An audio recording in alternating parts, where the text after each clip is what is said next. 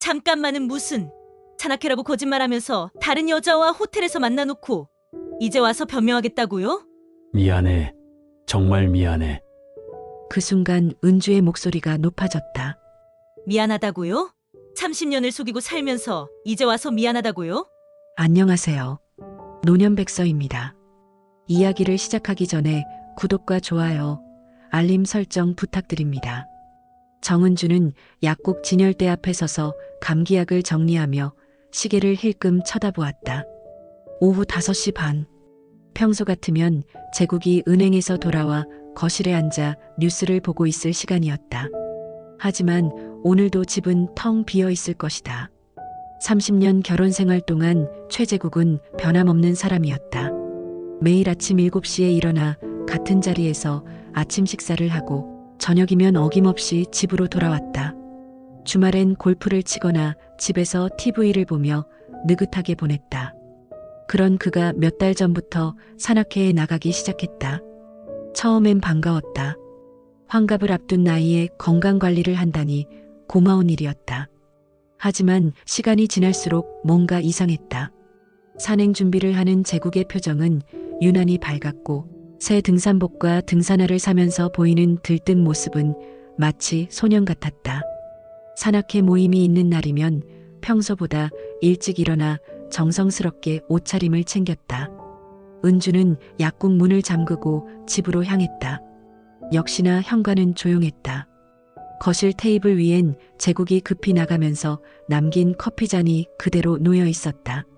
설거지를 하며 은주는 문득 이상한 기분이 들었다. 30년을 함께 살면서도 남편이 이렇게 낯설게 느껴진 적이 있었던가. 냉장고에서 재료를 꺼내 저녁을 준비하면서도 계속 현관 쪽으로 시선이 향했다. 보통은 7시면 돌아오는데 벌써 8시가 넘었다. 핸드폰을 들었다가 다시 내려놓기를 여러 번 반복했다. 산행이 늦어질 수도 있는 일이니까. 9시가 넘어서야 현관문이 열리는 소리가 들렸다. 제국은 상기된 얼굴로 들어왔다. 등산복 차림 그대로였지만 어쩐지 평소보다 단정해 보였다. 늦었네요. 산행이 길어졌나 봐요. 은주가 조심스럽게 물었지만 제국은 대충 고개만 끄덕이며 씻으러 들어갔다. 은주는 그를 맞으며 작은 미소를 지었다. 하지만 마음 한편에선 알 수 없는 불안감이 자리 잡기 시작했다. 이 모든 변화가 단순히 취미 생활의 시작일 뿐일까?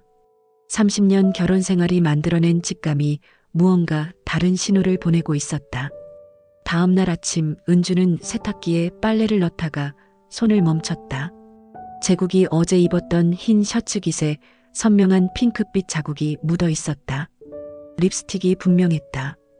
깔끔한 제국이 음식을 흘렸을 리도 없고 그렇다고 본인이 화장을 하는 것도 아니었다. 은주는 그 자국을 한참 동안 바라보았다.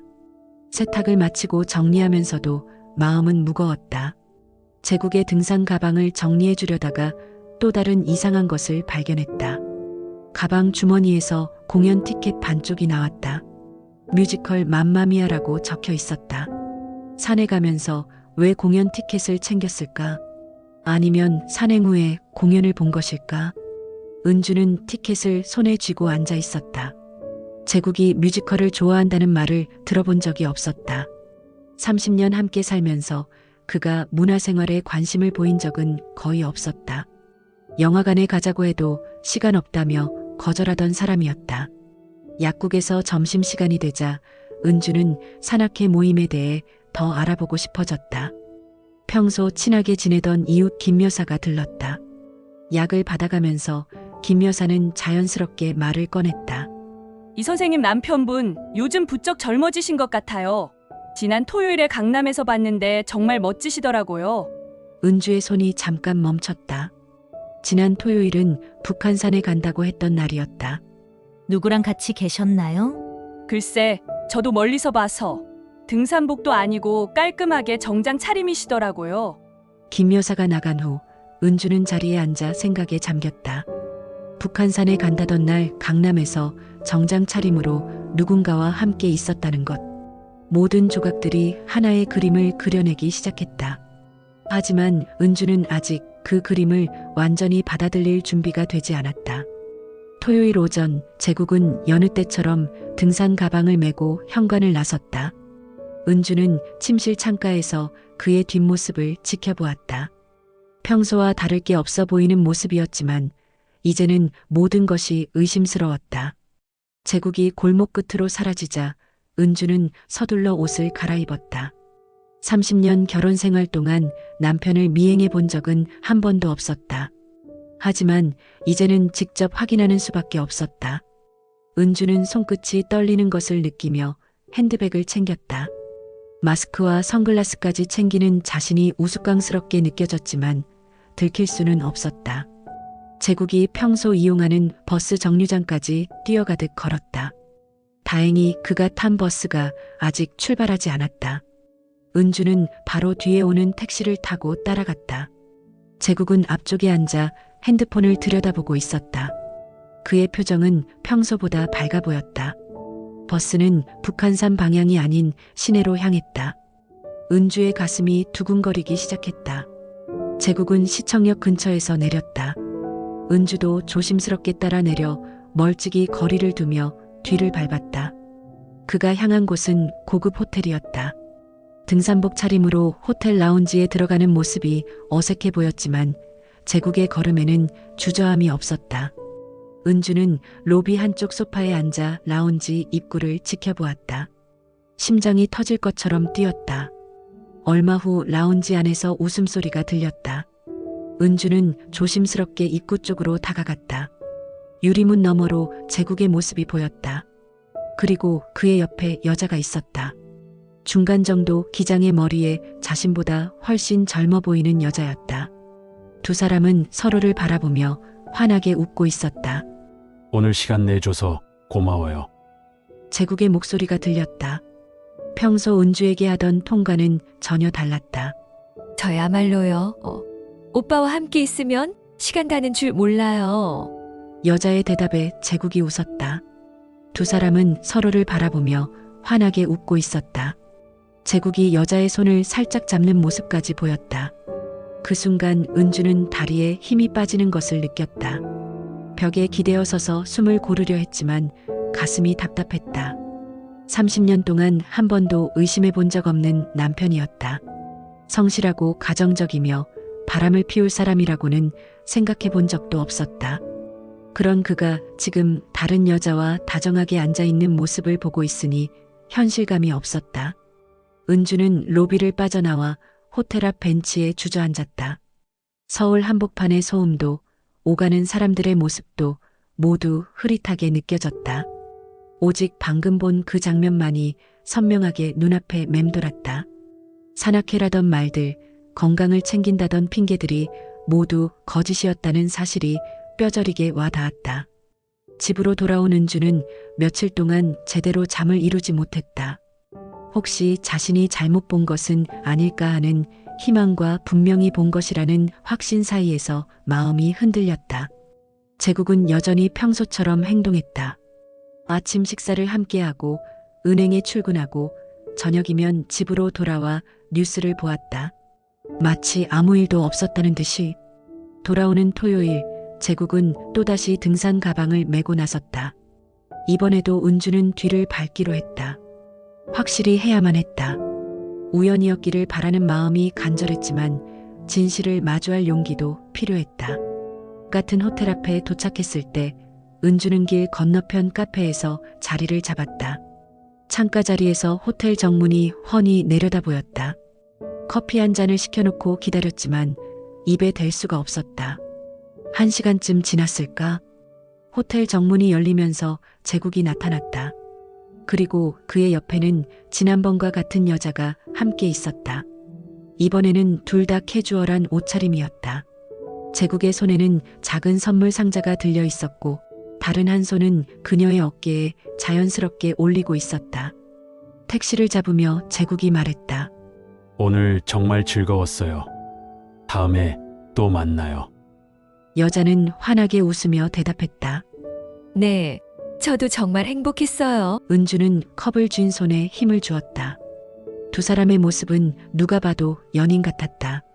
제국이 길가에서 택시를 잡았고 여자가 차에 타기 전 두 사람은 잠시 포옹을 나눴다. 그 순간 은주는 눈을 감을 수밖에 없었다. 택시가 떠난 후에도 제국은 한참을 그 자리에 서 있었다. 그의 얼굴에는 만족스러운 미소가 떠올라 있었다. 30년 결혼 생활에서 은주를 향해 지어본 적 없는 그런 표정이었다. 은주는 카페를 나와 무작정 거리를 걸었다. 발길이 닿는 대로 걷다 보니 한강 둔치에 도착해 있었다. 벤치에 앉아 흐르는 강물을 바라보며 지난 30년을 되돌아봤다. 언제부터 그들 사이에 이런 틈이 생겼을까? 아니면 애초에 진정한 사랑이 있었던 걸까? 아이들을 키우느라 바쁜 시절, 서로 다른 일상에 매몰되어 살았던 시간들. 대화는 줄어들고 일상적인 안부만 주고받게 된 지도 오래였다. 하지만 그것이 당연한 중년 부부의 모습이라고 생각했다. 사랑이 변해도 정과 책임감으로 함께 살아갈 수 있다고 믿었다. 그런데 제국은 다른 여자에게서 새로운 설렘을 찾고 있었다. 은주가 잃어버린 줄 알았던 그 감정을 말이다. 저녁 무렵이 되어서야 은주는 집으로 돌아갔다. 현관에서 신발을 벗으며 이 집이, 이 삶이 얼마나 허무한지 깨달았다. 일주일이 지났다. 은주는 더 이상 혼자 고민할 수 없었다. 큰딸 수진에게 전화를 걸었다. 목소리가 떨렸지만 이제는 말해야 할 때였다. 집으로 온 수진은 처음엔 믿지 못하겠다는 표정이었다. 하지만 은주가 차근차근 설명하자 딸의 얼굴이 점점 굳어졌다. 엄마, 정말이에요? 아빠가 그런 사람이었다니. 수진은 둘째 민호까지 불렀다. 남매는 어머니의 이야기를 듣고 분노했다. 당장 아빠한테 따져야겠어요. 어떻게 이런 일이? 민호가 화를 내자 은주는 아이들을 말렸다. 너희들은 신경 쓰지 마. 이건 엄마가 해결할 문제야. 하지만 은주는 아이들을 말렸다. 이것은 자신이 해결해야 할 문제였다. 며칠 후 은주는 시내 법무법인을 찾았다. 변호사는 중년의 여성이었다. 은주와 비슷한 또래라서인지 상황을 금세 이해했다. 이혼 절차에 대한 설명을 들으면서 은주는 마침내 결심을 굳혔다.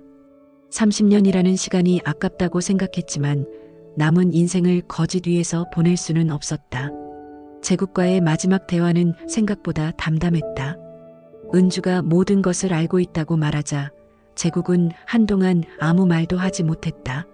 당신이 호텔에서 그 여자와 모든 걸 다 봤어요. 제국은 고개를 떨구며 중얼거렸다. 미안해. 정말 미안해. 그 순간 은주의 목소리가 높아졌다. 미안하다고요? 30년을 속이고 살면서 이제 와서 미안하다고요? 은주야, 잠깐만. 잠깐만은 무슨 산악회라고 거짓말하면서 다른 여자와 호텔에서 만나놓고 이제 와서 변명하겠다고요? 하지만 이미 늦었다.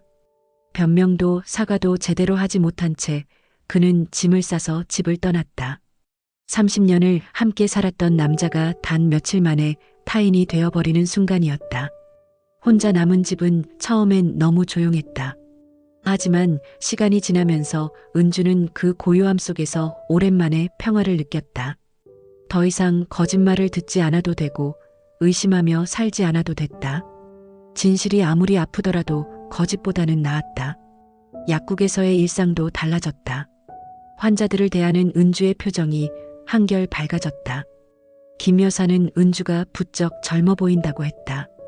30년 동안 짊어지고 있던 보이지 않는 짐을 내려놓은 기분이었다. 저녁에 혼자 식사를 하면서도 은주는 외롭지 않았다. 오히려 자유로웠다. 보고 싶은 드라마를 볼 수 있고 읽고 싶은 책을 읽을 수 있었다. 친구들과 여행 계획을 세우기도 했다. 제국과 함께였다면 엄두도 내지 못했을 일들이었다. 은주는 약국 창가에 서서 거리를 내려다보았다. 오가는 사람들 모두가 각자의 인생을 살아가고 있었다. 56의 나이에 다시 시작한다는 것이 두렵기도 했지만 더 이상 속지 않고 살 수 있다는 것만으로도 충분했다. 배신의 그림자가 드리웠던 지난 몇 달의 시간들. 하지만 그 어둠을 지나온 지금 은주는 자신만의 빛을 찾아가고 있었다. 진실은 아팠지만 그 아픔이 그녀를 더 강하게 만들어 주었다. 56세 정은주 씨처럼 용기 있는 선택을 한 여러분들 정말 대단합니다. 30년이라는 긴 시간도 진실 앞에서는 의미가 없더군요. 혹시 여러분도 비슷한 상황을 겪고 계신가요? 아니면 주변에 이런 분이 계신가요? 이런 이야기가 필요한 분들이 주변에 많을 것 같아요. 꼭 공유해 주세요. 여러분의 공유 한 번이 누군가에게는 큰 위로가 될 수 있거든요. 댓글로 여러분의 이야기도 들려주세요. 구독과 좋아요, 댓글 소통은 영상을 제작하는데 큰 힘이 됩니다. 다음에는 또 어떤 반전 스토리로 찾아올지 기대해 주시고요. 여러분 모두 자신만의 행복을 찾아가시길 바랍니다.